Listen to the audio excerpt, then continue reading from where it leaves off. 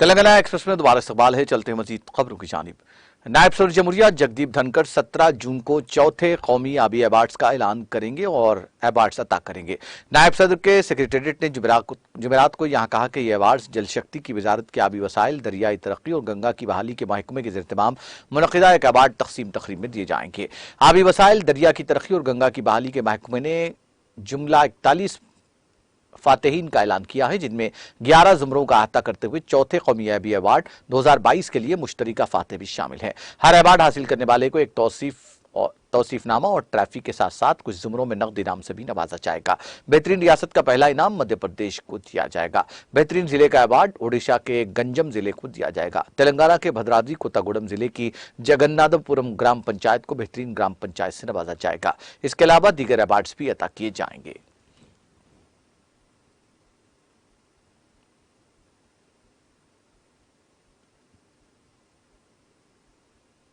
कांग्रेस सदर मल्लिकार्जुन खड़गे और साबिक सदर राहुल गांधी ने 3 साल कबल वादी गुलवान में शहीद होने वाले फौजियों को खराज अकीदत पेश किया।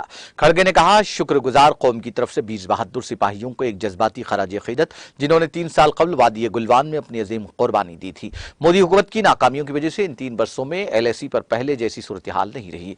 हमने 65 में से 26 पेट्रोलिंग पॉइंट्स पर अपना इख्तियार खो दिया है। हमने इस मसले को पार्लियामेंट में कई बार उठाने की कोशिश की है, लेकिन मोदी हुकूमत हम वतनों को अंधेरे में रखना चाहती है। उन्होंने कहा कि गुलवान पर मोदी जी की क्लीन चिट की वजह से चीन अपने मजमूम अज़ाइम में कामयाब होता नजर आ रहा है। यह मुल्क की सलामती और सालिमियत पर गहरा धचका है। मोदी हुकूमत की लाल आंख धुंधली पड़ गई है, जिस पर उन्होंने चीनी चश्मा पहन रखा है। अपोजिशन में रहकर हमारा काम चीन की तौसीफ पसंदाना पॉलिसी के खिलाफ मुल्क को मुत्तहिद रखना और मोदी सरकार के चीनी चश्मे को उतार फेंकना है। गांधी ने कहा, वादी गुलवान की जदोजहद में शहीद हुए हमारे तमाम बहादुर जवानों को उनकी यौम शहादत पर सैकड़ों सलाम। मुल्क की सरहदों की हिफाजत के लिए उनकी अजीम कुर्बानी को हिंदुस्तान हमेशा याद रखेगा। अकाली दल के सदर सुखबीर सिंह बादल के पंजाब के वज़ीर आला भगवंत मान पर नाजेबा तबसरे की आम आदमी पार्टी ने सख्त मजम्मत की है। पार्टी ने उनके बयान को अफसोसनाक करार देते हुए कहा कि ये बातें उनके गुस्से का सबूत है। जुमेरात को एक वीडियो जारी करते हुए आम आदमी पार्टी पंजाब के चीफ तर्जुमान मालविंदर सिंह गांग ने सुखबीर सिंह बादल के खिलाफ जवाबी हमला किया और कहा कि इख्तिदार में रहते हुए उन लोगों ने अवाम के टैक्स के पैसों से अरबों और खरबों की दौलत कमाई। अब मान साहब की ईमानदाराना सियासत की वजह से उन लोगों की ताकत की दुकान बंद हो चुकी है और इसलिए ये लोग घबराहट में ऐसी उल्टी सीधी बातें कर रहे हैं। अपने वीडियो में पैगाम में किंग ने अपोजिशन लीडर प्रताप सिंह बाजवा को भी निशाना बनाया और कहा कि कुछ दिनों पहले प्रताप बाजवा ने भी आम आदमी पार्टी की दलित बरादरी से ताल्लुक रखने वाले MLA को मोबाइल चार्जर कहकर उनका मजाक उड़ाया था। और अब गुरुद्वारा साहब में श्री गुरु ग्रंथ साहब की मौजूदगी में सुखबीर सिंह बादल ने वज़ीर आला भगवंत मान के खिलाफ काबिल एतराज जबान इस्तेमाल की, जिन्हें 3 करोड़ लोगों ने मुंतखब किया था। यह इंतहाई काबिल मजम्मत है। कांग ने कहा कि दरहकीकत ये अमीर और जागीरदार सियासी खानदान तख्त को अपना पैदाइशी हक समझता था। PDP सदर और साबिक वज़ीर आला महबूबा मुफ्ती ने मरकजी वज़ीर road transport and highways Nitin Gadkari के नाम मुगल रोड टनल की तामीर का काम शुरू करने के लिए एक मकतूब लिखा है।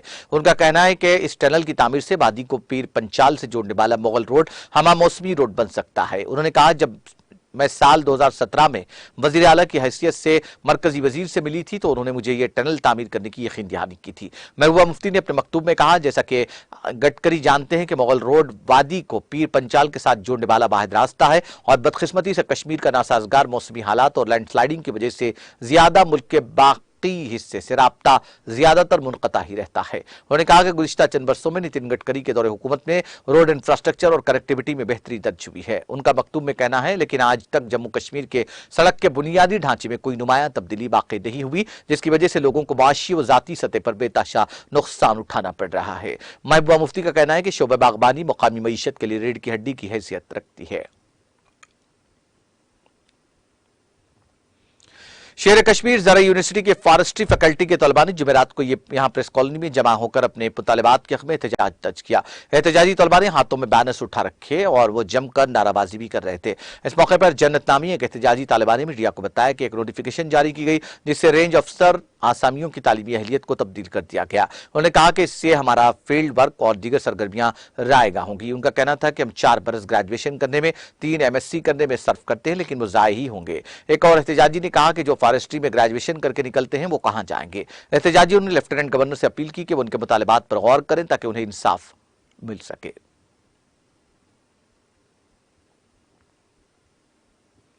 खवातीन को बाख्तियार बनाने की गर्ज से जहां खादी विलेज बोर्ड मुख्तलिफ इकदाम उठा रहा है, वहीं आज मुतालिका महकमे की जानिब से कस्बा पानपुर के लद्दू गांव में क्राफ्ट सेंटर का इफ्तिताह किया गया, जहां इलाके की खवातीन को सिलाई की ट्रेनिंग दी जाएगी ताकि ये खवातीन रोजगार कमाने के मामले में खुद कफील बन सके। क्राफ्ट सेंटर का इफ्तिताह भारतीय जनता पार्टी की स्टेट महिला मोर्चा की वाइस प्रेसिडेंट बबीता भट्ट ने खादी विलेज बोर्ड के डिस्ट्रिक्ट अफसर पुलवामा मुश्ताक अहमद की मौजूदगी में किया। भट्ट ने कहा कि KVIB का मखसूस किरदार रोजगार पैदा करने और देही तरक्की में सहूलत फराहम करने के मकसद से देही सनतों को फरोग देना है ताकि रोजगार के ज्यादा से ज्यादा वसाइल पैदा किए जा सके।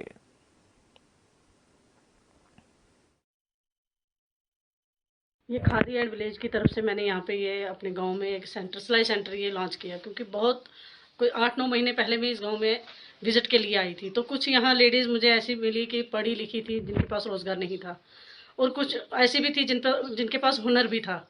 तो फिर मैंने उनसे बात करी, उन्होंने बोला कि हमारे पास यहाँ वो कोई सुविधा नहीं है, तो अगर हमें सिलाई सेंटर दिया जाए ताकि हम अपना काम भी करें और दूसरा 4 पैसे भी कमा लें। तो मैं बहुत बहुत शुक्रगुजार हूँ मैडम हिना भट्ट की, जिन्होंने मुझे ये सेंटर प्रोवाइड कर दिया, और आज मैंने इसका इनॉग्रेशन अपने लद्दू में किया, लद्दू भट्टपुरा ए में। देखिए, अगर आपको याद होगा कि हमारा नारा एक ही है, सबका साथ सबका विकास। जब हम खुद महिला सक्षम होगी तभी हम दूसरे को भी सिखा सकते हैं कि आप भी सक्षम हो जाओ। देखो, जब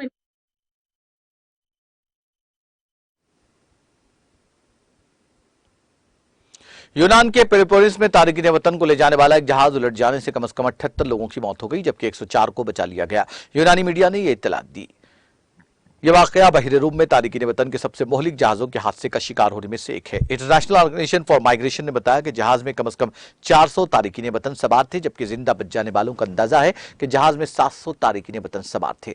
बचाए गए तारिकीन वतन को मुबैना तौर पर कलामाता की बंदरगाह भेज दिया गया है, जो पेलोपोनेस के जुनूबी हिस्से में वाक़ है। यूनानी सदर कैटरीना साकिलारोपोलो बचाए गए लोगों से मिलने का कालामाता पहुंची। दिन के आखिर में यूनान के कायम मुकाम वज़ीर आज़म एवन सरमास ने 3 रोज़ा कौमी शोक का ऐलान किया। एक सरकारी बयान में कहा गया कि वज़ीर आज़म ने यूनान के मगरिब में बैनुल अक़वामी आबी इलाके में आज के लबनाक बहरी जहाज के हादसे के मुतासिरीन के लिए 14 जून की शाम 9 बजे से हफ्ता 17 जून की रात 9 बजे तक 3 रोज़ा कौमी शोक का ऐलान किया है।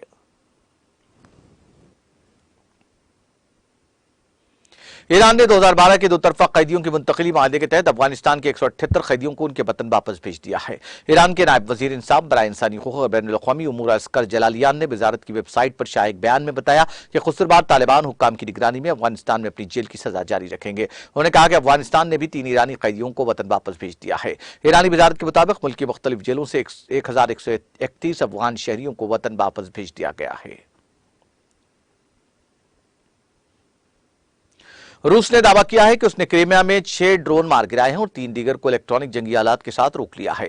खिते के सरबराह सरगई एक्सिनोफ ने जुमेरात को कहा, नो UAV यानी बगैर पायलट के फदाई गाड़ियां जमहूरिया क्रीमिया की सरजमीन पर रात गए और सुबह देखी गई। इनमें से 6 को फिजाई दिफा के जरिए मार गिराया गया और 3 को इलेक्ट्रॉनिक जंगी आलात के जरिए रोक दिया गया। उन्होंने कहा कि क्रास्नोवारदेस्की जिले के गांव डोकुचियो में एक ड्रोन धमाका हुआ, जिससे कोई जानी नुकसान नहीं हुआ, लेकिन कई घरों की खिड़कियां टूट गईं। उन्होंने कहा कि हंगामी खिदमात को जाए हादसा पर रवाना कर दिया गया और रिहायशियों से दरख्वास्त की गई कि वो पुरसुकून रहें और सिर्फ तस्दीक शुदा जराए से मौसूल होने वाली मालूमात पर इन्हिसार करें।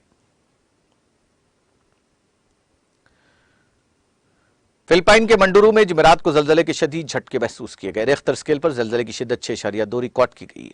अमेरिकी जियोलॉजिकल सर्वे के मुताबिक जलजले के झटके बैनुल-अक़वामी वक्त के मुताबिक जुमेरात की सुबह महसूस किए गए। जलजले का मरकज जमीन की सतह से 124.241 किलोमीटर की गहराई में 13.7952 डिग्री शुमाली अर्जुल बलद और 120.713 डिग्री मशरिकी तूलुल बलद में था।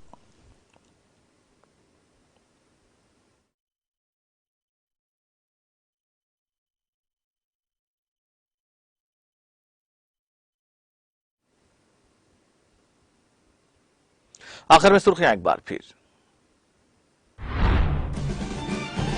कितने ही इलेक्शन हो जाए, सोच नहीं बदलेगी तो नहीं आएगी तब्दीली। सियासत तमाम के दिलों को जीतने के लिए करनी चाहिए।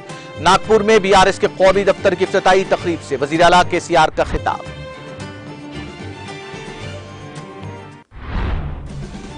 रियासती वजीर KTR ने वजीर हरीश राव के हमरा सिद्दीपेट में IT टावर का किया इफ्तिताह। कहा, सिद्दीपेट में बड़े पैमाने पर सनतें कायम करके दी जाएगी तरक्की।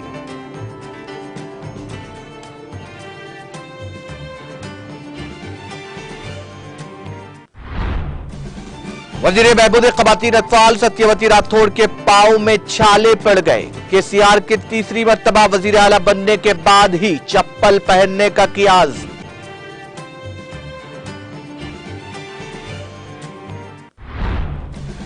तेलंगाना हुकूमत गांधी जी के ख्वाब के मुताबिक देही तरक्की प्रोग्राम का किया आगाज। जिले वरंगल में पल्ले प्रगति प्रोग्राम में शिरकत के बाद रियासती वजीर दयाकर राव का खिताब।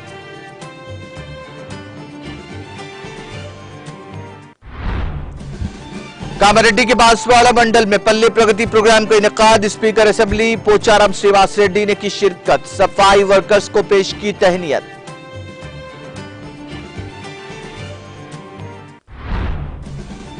तेलंगाना में शदीद गर्मी की लहर का सिलसिला जारी। रियासत के मुख्तलिफ अजला में 17 जून तक शदीद गर्मी की लहर का इम्कान।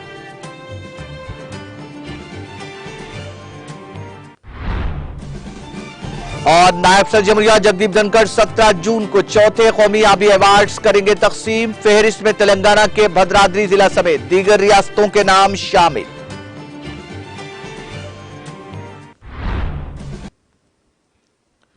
तेलंगाना एक्सप्रेस में फिलहाल इतना ही। मुझे और मेरी पूरी टीम को दीजिए इजाजत। ताजा तरीन अपडेट्स के लिए देखते रहिए टीटीवी।